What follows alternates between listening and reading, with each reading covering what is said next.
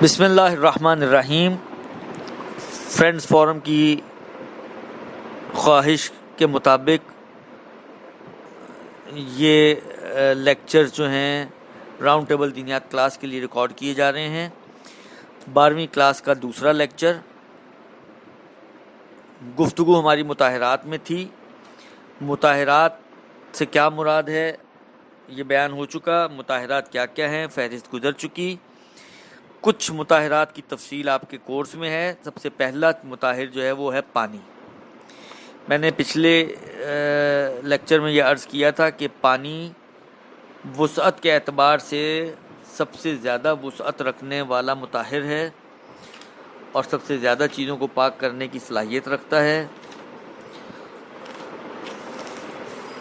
لیکن پانی سے پاک کرنے کے لیے کسی بھی چیز کو، نجس چیز کو، کچھ شرائط ہیں۔ مسئلے میں جو دیا ہوا انہوں نے وہ لکھا ہوا جی 4 شرطوں سے پانی نجس چیز کو پاک کرتا ہے، لیکن میں جب بھی یہ حصہ پڑھاتا ہوں تو اس کو 4 کی بجائے 5 میں تبدیل کر دیتا ہوں، اس لیے کہ جو تیسرا ہم پڑھیں گے اس میں ابھی میں عرض کروں گا، اس میں 2 چیزوں کو مرج کیا گیا۔ تو ہم کیوں مرج کریں، ہم الگ الگ کر دیتے ہیں تاکہ 5 ہو جائیں اور یاد کرنا آسان ہو جائے۔ تو ہم اسی طریقے سے کورس کو ہم جو ہے جب امتحان وغیرہ ہوگا تو اس کو ذہن میں رکھیں کہ اس کو 4 کو کاٹ کے آپ کرتے ہیں 5، اور کہاں سے کاؤنٹنگ 5 کرنی ہے وہ میں آپ کو بتا دوں گا۔ تو آپ 4 نہیں لکھیں گے، 5 لکھیں گے، اور اس بنا پر اگر جواب میں کوئی 4 کہے گا تو میں تو کم سے کم اس کا جواب غلط مانوں گا۔ اگر کوئی آپ سے اگر سوال یہ ہو جائے بالفرض کہ پانی سے پاک کرنے کی ڈیش شرائط ہیں اور ڈیش میں آپ کو لکھنا ہو یا آپشن دیے گئے 3 4 5، تو اگر 4 پہ ٹک لگائیں گے یا 4 لکھیں گے تو میں اس کو غلط مانوں گا، 5 لکھنا صحیح جواب مانا جائے گا، اگرچہ توضیح المسائل میں 4 ہی لکھا ہوا ہے۔ یہ ایک چیز۔ دوسری چیز یہ کہ جو شرائط ہیں، پہلی شرط یہ ہے کہ پانی مطلق ہو۔ مطلق ہو کا مطلب یہ کہ پانی مضاف نہ ہو۔ اچھا، یہاں پر میں تھوڑی سی وضاحت دینا چاہوں گا، کیونکہ یہ ایک ایسا مسئلہ ہے مطلق اور مضاف کا کہ جس میں حتیٰ ہمارے جو ٹیچر حضرات ہیں ان کے ذہنوں میں بھی کافی غلط فہمیاں پائی جاتی ہیں، مس کانسیپٹس موجود ہیں، اور جو میں بات آپ کی خدمت میں عرض کر رہا ہوں اس کو اگر آپ توضیح المسائل کی عبارت پہ بھی تھوڑا سا غور کریں گے تو وہ بات آپ کو سمجھ میں آ جائے گی۔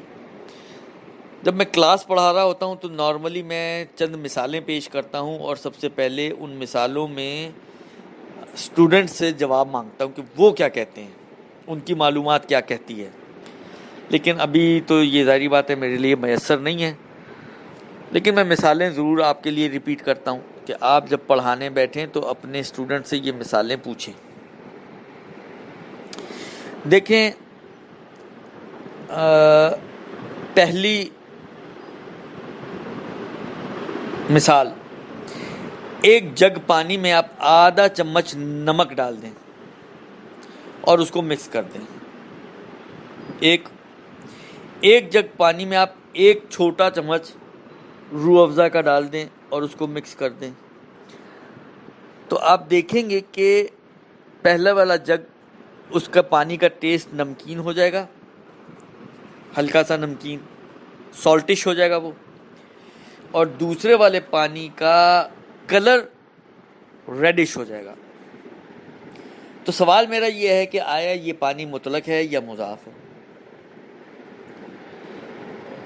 ایک بڑی تعداد جو اس موقع پر جواب دیتی ہے وہ کہتے ہیں جی سر یہ پانی ہو گیا مضاف، اس لیے کہ اس کے اندر آ گئی چینج، اس کا ٹیسٹ یا اس کا رنگ چینج ہو گیا، تو کیونکہ ٹیسٹ یا رنگ چینج ہو گیا اس لیے یہ پانی ہو گیا مضاف۔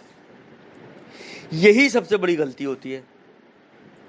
یہ جو رنگ اور بو اور مزے کی تبدیلی کا مسئلہ آتا ہے وہ مطلق اور مضاف کا مسئلہ نہیں ہے، وہ کر پانی کے نجس ہونے اور نہ ہونے کا مسئلہ ہے۔ کہ اگر قر پانی میں نجاست کی وجہ سے رنگ یا بو یا ذائقہ تبدیل ہو جائے تو وہ نجس ہوگا، اور اگر رنگ اور بو اور ذائقہ تبدیل نہ ہو تو وہ نجس نہیں ہوگا۔ اس کا تعلق وہاں سے ہے، اور ہم غلطی سے اٹھا کر اس کو لے آتے ہیں مطلق اور مضاف میں، جبکہ اس کا مطلق اور مضاف سے کوئی تعلق نہیں ہے۔ تو اب سوال تو پیدا ہوتا ہے پھر مطلق اور مضاف کا تعلق کس سے ہے؟ ایک، اور دوسرا یہ کہ آئے یہ پانی پھر مطلق ہے یا مضاف ہے؟ تو اس کا جواب یہ ہے کہ جناب علی یہ پانی مطلق ہے۔ تعجب نہیں کریں آپ، تبدیل ہونے کے باوجود مطلق ہے، اس لیے کہ مضاف پانی اس کے دو مصداق ہیں، دو افراد ہیں، دو طرح کے پانی کو ہم مضاف پانی کہتے ہیں۔ اب توضیح المسائل کا جو مطلق اور مضاف کا مسئلہ ہے، مسئلہ نمبر 13، اس پر آپ غور کیجئے گا۔ تو کہتے ہیں کہ مضاف پانی اسے کہتے ہیں جو کسی چیز سے لیا گیا ہو، جیسے عرق گلاب، ناریل کا پانی، تربوز کا پانی، سیب کا پانی، کنو کا رس، اناناس کا پانی، یہ سارے مضاف پانی ہیں، ایکسٹریکٹڈ لیکوڈز۔ اسی طرح اس کو بھی مضاف پانی کہتے ہیں کہ جس میں کوئی چیز اتنی زیادہ، اس پہ غور کیجیے گا، جس میں کوئی چیز اتنی زیادہ مکس اپ ہو جائے، آلودہ ہو جائے کہ پھر وہ پانی نہ کہلائے، پھر وہ پانی نہ کہلائے، جیسے کیچڑ۔ لیکن یہ جو جگ کا پانی ہے، یہ تو سب اس کو کہیں گے یہ تو پانی ہے، میکسیمم جو کہیں گے وہ کہیں گے یہ تھوڑا سا نمکین پانی ہے، وہ تھوڑا سا لال پانی ہے، لیکن ہے تو پانی ہی۔ عرف اس پانی کو پانی مانتا ہے، جبکہ یہی عرف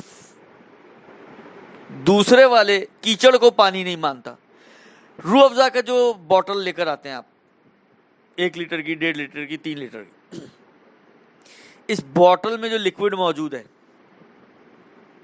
اس لکوڈ میں کیا کیا ہے؟ اس میں پہلے پانی تھا، چینی ڈالی گئی، رنگ ڈالا گیا، ایسنس وغیرہ ڈالا گیا، اور اس کو مثلا ابالا وغیرہ گیا، اور یہ اس شکل میں آ گیا، گاڑھی شکل میں۔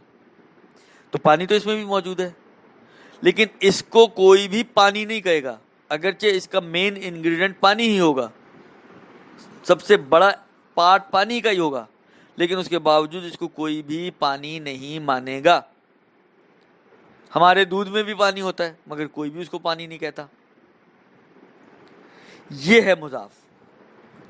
لیکن اگر ایک لکوڈ ایسا ہو جس کے اندر تھوڑی سی چینج آئی ہوئی ہو، تو اس کو صرف چینج کی وجہ سے پانی ہونے سے خارج نہیں کرتے۔ لوگ کہتے ہیں کہ یہ پانی ہے، مگر کہیں گے معمولی سا نمکین ہے، معمولی سا لال ہے۔ ایک اور شاہد لے کر آؤں اس مطلب کے لیے کہ یہ مطلق ہے اور مضاف نہیں ہے۔ دیکھیں، وضو اور غسل کی شرائط میں سے ایک شرط یہ ہے کہ جس پانی سے وضو یا غسل کیا جائے اس کو مطلق ہونا چاہیے، لہذا مضاف پانی سے نہ وضو ہو سکتا ہے اور نہ غسل ہو سکتا ہے، دونوں باطل ہیں۔ ٹھیک، یہاں تک بات آ گئی؟ بس غسل کی شرائط میں سے ایک شرط یہ ہے کہ جس پانی سے غسل کیا جائے اس پانی کو مطلق ہونا چاہیے۔ اب میرا سوال یہ ہے کہ جب آپ میت کو غسل دیتے ہیں تو آیا 3 غسل دیے جاتے ہیں؟ یہ تو آپ لوگوں کو معلوم ہے۔ پہلا غسل جو دیا جاتا ہے وہ دیا جاتا ہے بیری کے پانی سے، دوسرا غسل جو دیا جاتا ہے وہ دیا جاتا ہے کافور کے پانی سے، اور تیسرا غسل جو دیا جاتا ہے وہ دیا جاتا ہے کیا کہتے ہیں، سادے پانی سے۔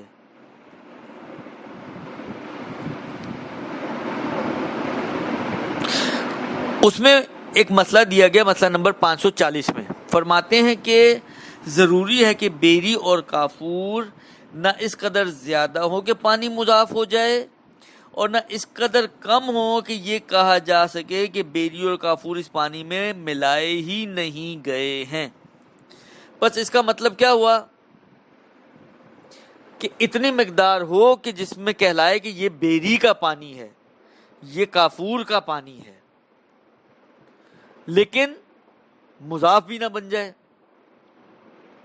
اور بالکل آپ نے ایک ٹب کے اندر ایک چٹکی سی ڈال دی کہ پتہ ہی نہیں چلا، یہ بھی نہیں ہونا چاہیے۔ بس اس کا مطلب ہے کہ اس پانی میں تبدیلی تو آئی ہے، یہ ماء متغیر اور تبدیل شدہ پانی ہے، اور تبدیل شدہ پانی ہونے کے باوجود اس سے غسل دیا جا رہا ہے۔ اب دیکھیں، آپ یہ تو نہیں مان سکتے کہ اللہ میں نے کہا جی پہلے 2 غسل باطل غسل ہوں گے، کیونکہ تبدیل ہونے کی وجہ سے یہ تو مضاف ہو گیا، اور مضاف پانی سے غسل باطل ہے، چاہے باطل ہو، آپ نے 2 باطل غسل دینے، یہ تو نہیں ہو سکتا نا۔ اتنی نہ فرصت خدا کے پاس ہے، نہ اتنی فرصت خود بندگان خدا کے پاس ہے۔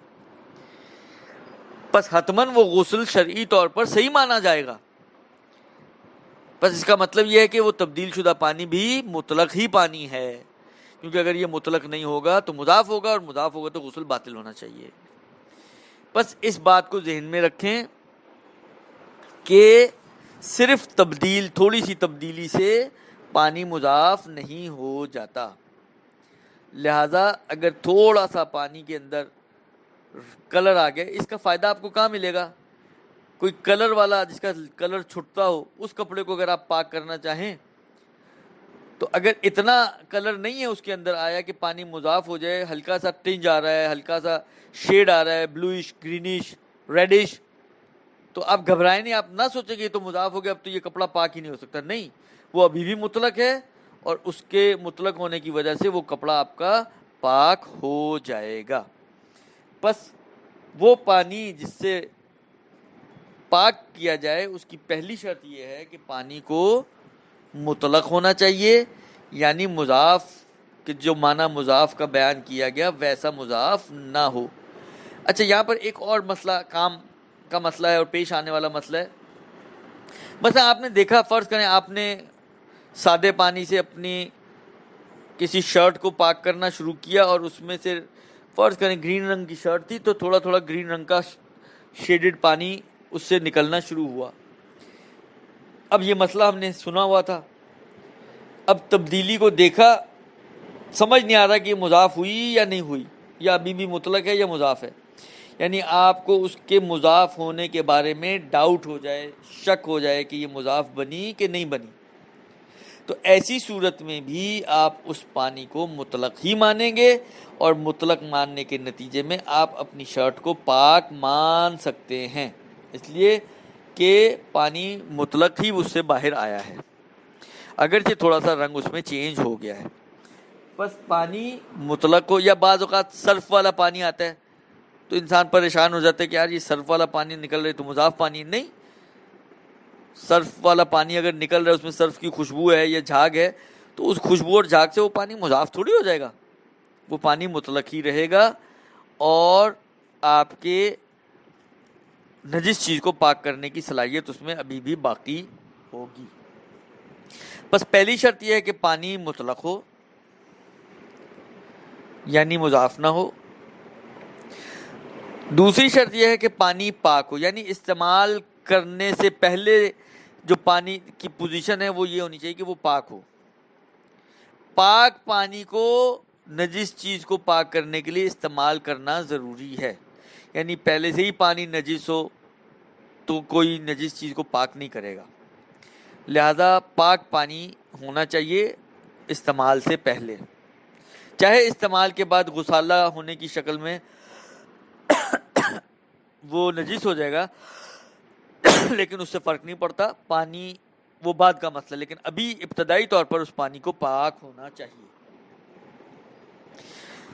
تیسری شرط اور چوتھی شرط، یہ جو تیسری شرط یہاں پر آئی ہے، یہ اصل میں 2 شرطیں ہیں، میں ان کو پہلے الگ الگ کرواؤں آپ کو، پھر اس کی وضاحت دیتا ہوں۔ تیسری شرط یہ ہے کہ نجس چیز کو دھونے کے دوران پانی مضاف نہ بن جائے، یہاں پہ ایک بریکٹ لگا دیں، یہ تیسرا ہو گیا۔ جب اس کے اوپر لکھیں چوتھا پوائنٹ، اور یہ چوتھی شرط ہے کہ جب کسی چیز کو پاک کرنے کے لیے پانی سے دھویا جائے اور اس کے بعد مزید دھونا ضروری نہ ہو تو یہ بھی لازم ہے کہ اس پانی میں نجاست کی بو، رنگ اور ذائقہ موجود نہ ہو۔ یہ چوتھا پوائنٹ ہے۔ بس اصل میں تیسری شرط 3 اور 4 کر دیں اس کو، پہلی لائن کے اینڈ تک یہ تیسری ہے، اینڈ سے تھوڑا سا پہلے، یعنی مضاف نہ بن جائے، یہ تیسری شرط، اور جب سے لے کر آخر تک یہ ہے چوتھی شرط، اور چوتھی کو کر دیں 5ویں شرط۔